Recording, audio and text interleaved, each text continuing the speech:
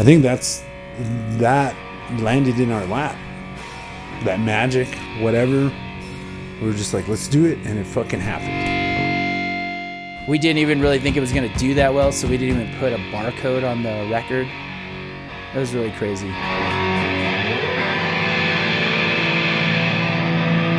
We're the Reddmen. We're from South Dakota. Thanks for coming out.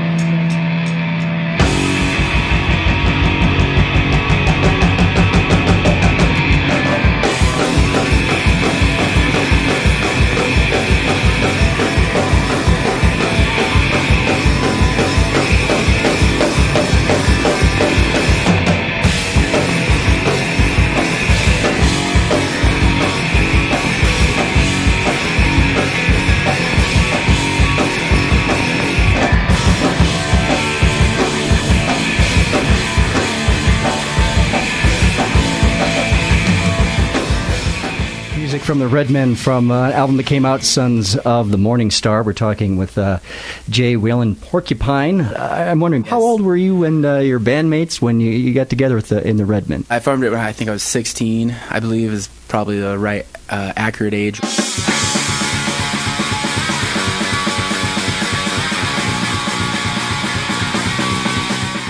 I recorded Sons of the Morning Star in a basement on the north side of Rapid City.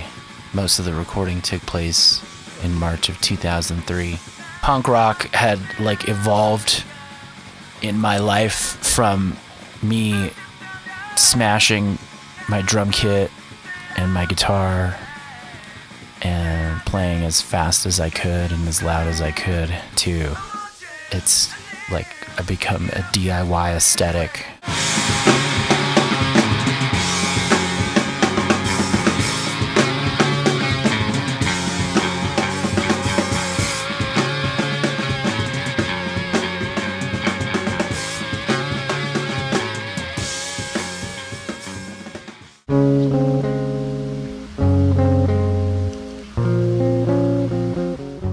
There was the Reddmen before Sons of the Morning Star, and there was the Reddmen after Sons of the Morning Star. And I think we tried to prove to ourselves that we could do it all by ourselves and that it could be done. We didn't want to move to New York City or LA or Nashville or Austin or whatever. We thought we could just do it from Rapid City, and that would be cool, that we would make a statement.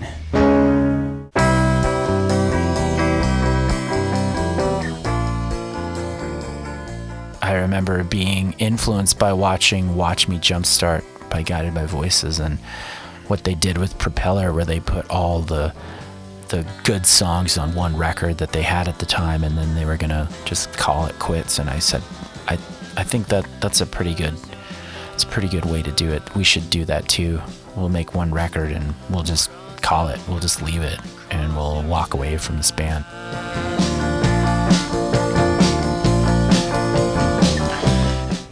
At this point, I was just living in this house all by myself. I had tape and a bunch of free time, and I would go in my basement and just record all night.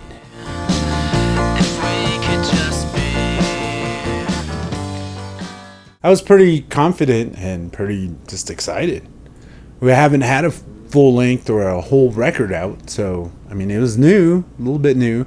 We had some experience with recording, but doing it ourselves though. It's just, I'll tell you when to go. We're gonna play. All right. Fucking. That was good. It was great.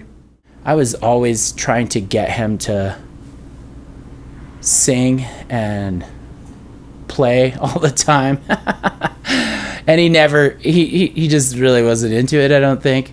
And that was part of the reason why, as I was like, well, we could just end this band and I'll start a new band or something. We don't really even need to do this anymore. And that was the cool part, is that after that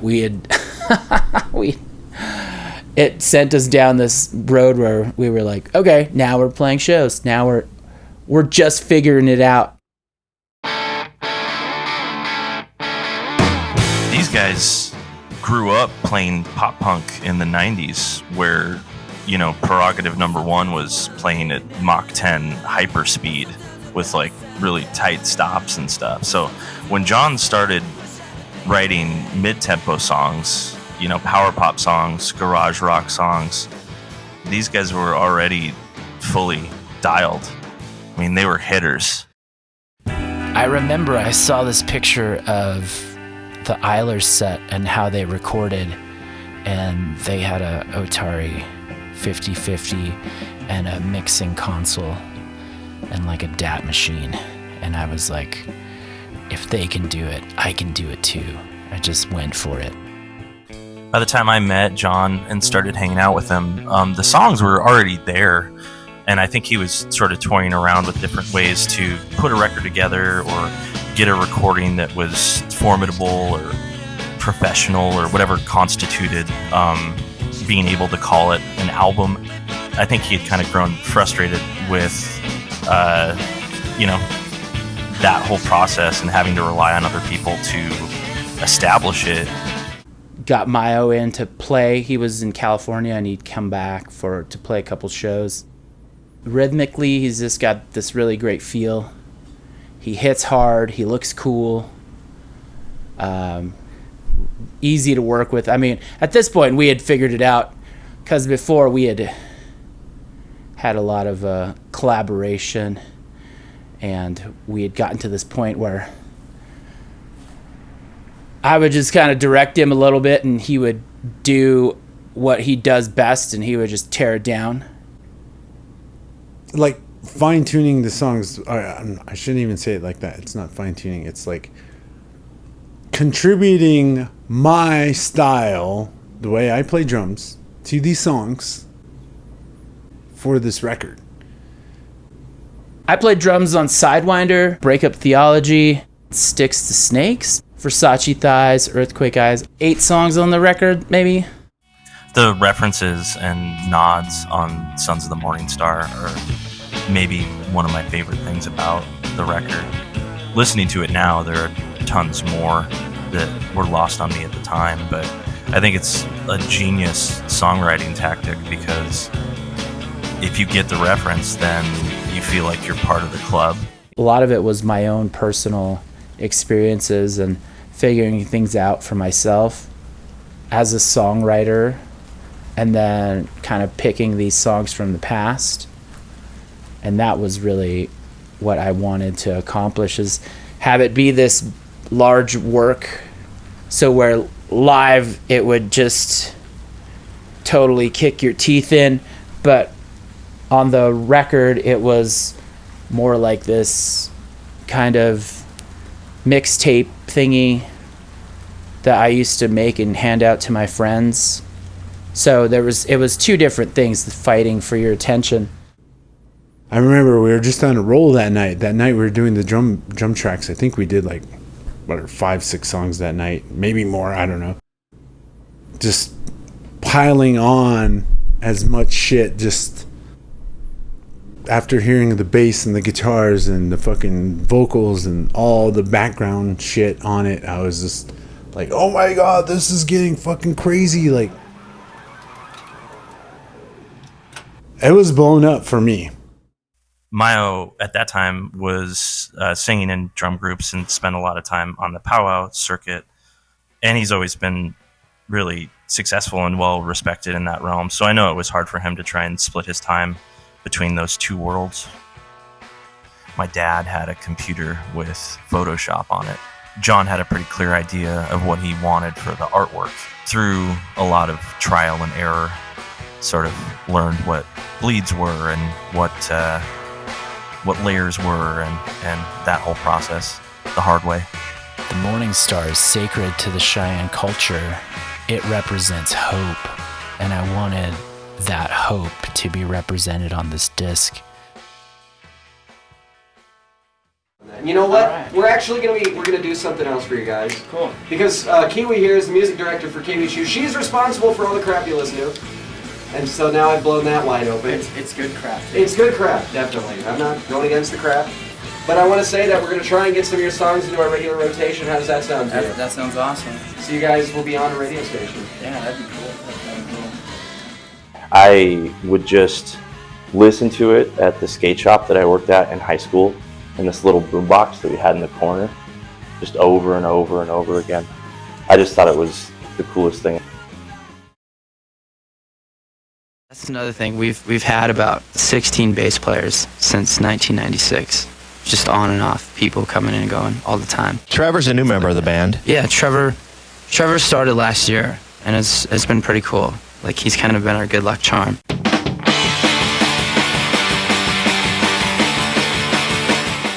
When I first started going to shows in 1999, 2000, there were like a lot of hardcore bands and metal bands, but also like parody bands or bands that made fun of themselves or made fun of other bands.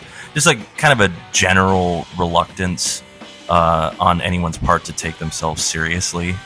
And I think the Reddmen kind of existed in stark opposition to that ideology.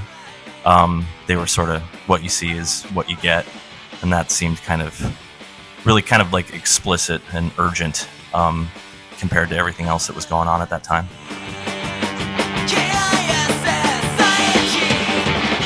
People had come and gone, and that's when Trevor Leo had joined the band, and we decided that this was it. Let's just keep going.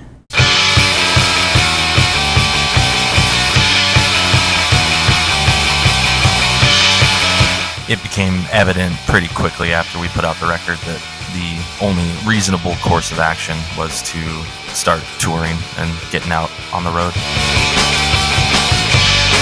So we toured the piss out of this record.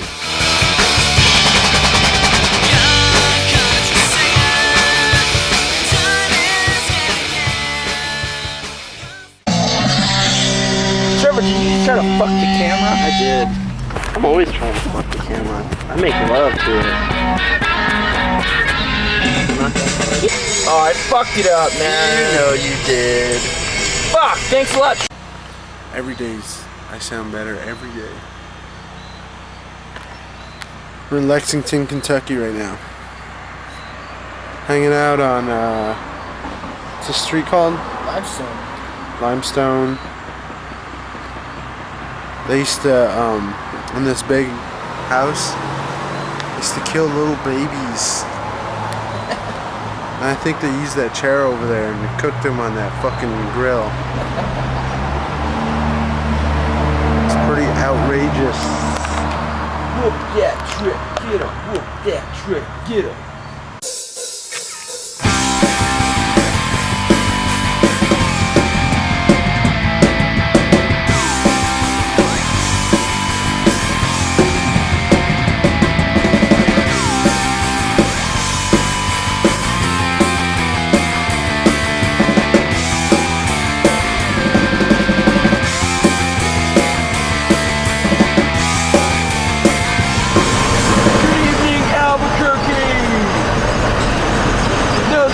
Microphone in my pants. I'm just happy to see you. I feel like we organically had a kinship with anybody who liked the record or recognized what we were doing and thought it was cool. And it's weird to think now, like, some of my closest friends are people that I met through touring on that record.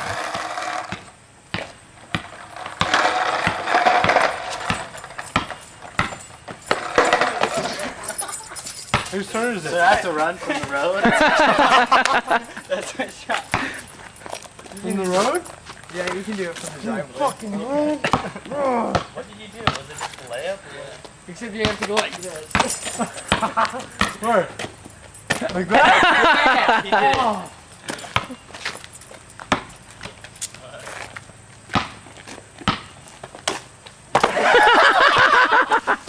I don't even know what he did. We had the formula. We had Johnny, Trevor, myself. Like, fuck. What could go wrong, man, but make more good rock and roll. Our rock and roll. Not anybody else's bullshit. One mic, one 4-track for a preamp, and this tape machine. Now I have all this gear. Now I know what I'm doing somewhat. I have a better understanding. I have, like, more drum kits, more guitars, more amps. Back then, I didn't have anything. It was really about limitations and what you could do with those limitations to make something that as presentable to the world. I mean, to me, retrospectively, it's almost like Sons of the Morning Star was kind of born out of spite, you know? Like, what if I did this whole record in my basement with a single microphone? And he did, and it sounds fucking good.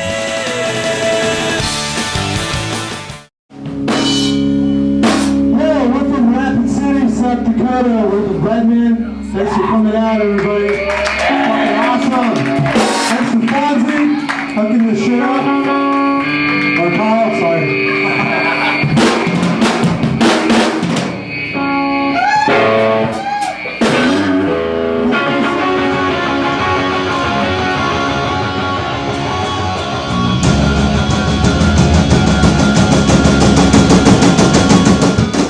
Ever since I learned how to write a song, I've been trying to write the perfect pop song since then. And I'm never going to be able to write it, but every day since then, I've tried. And by the time Sons of the Morning Star came along, I knew what I wanted to do. 20 years later, I'm still trying to write the perfect pop song. Sons of the Morning Star helped me get just a little bit closer to that sound that's in my head.